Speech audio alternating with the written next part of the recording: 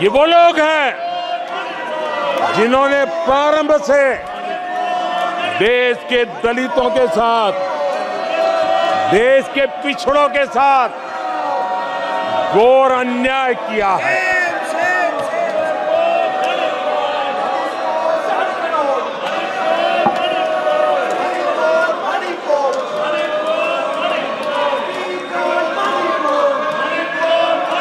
आदरणीय सभापति जी,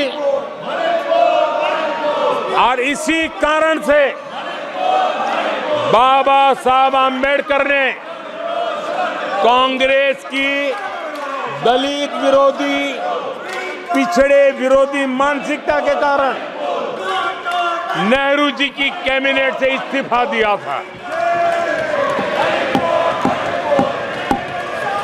उन्होंने पर्दाफाश किया था कि कैसे नेहरू जी ने दलितों, पिछड़ों के साथ अन्याय किया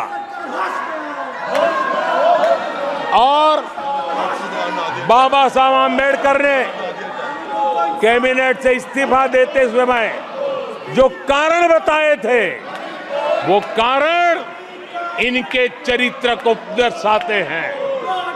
बाबा साहब आम्बेडकर जी ने कहा था, मैं सरकार द्वारा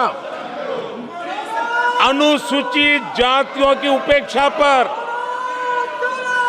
अपने अंदर उत्पन्न आक्रोश को रोक नहीं सका। ये बाबा साहब आम्बेडकर के शब्द हैं।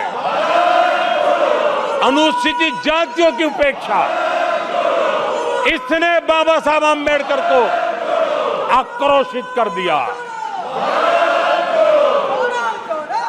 बाबा साहब के सीधे हमले के बाद नेहरू जी ने बाबा साहब आम्बेडकर का राजनीतिक जीवन खत्म करने के लिए पूरी ताकत लगा दी।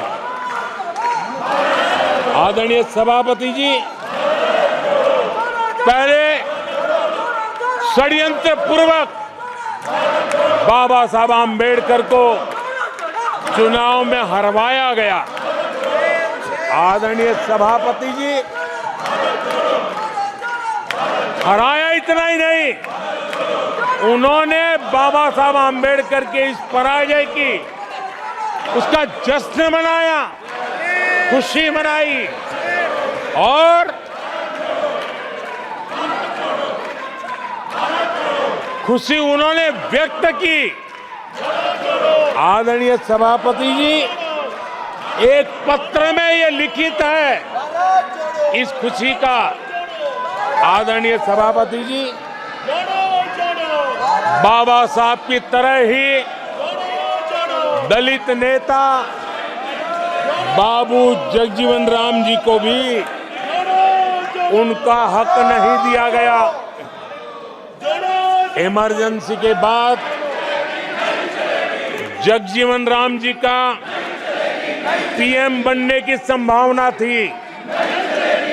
इंदिरा गांधी जी ने पक्का किया कि जगजीवन राम जी किसी भी हालत में पीएम न बने, और एक किताब में लिखा गया है कि किसी भी कीमत पर जगजीवन राम प्रधानमंत्री नहीं बनने चाहिए। अगर बन गए तो वो हटेंगे नहीं जिंदगी पर। ये इंदिरा जी गांधी का कोट उस किताब में है। कांग्रेस ने चौधरी चरण सिंह जी के साथ भी यही व्यवहार किया, उनको भी नहीं छोड़ा था।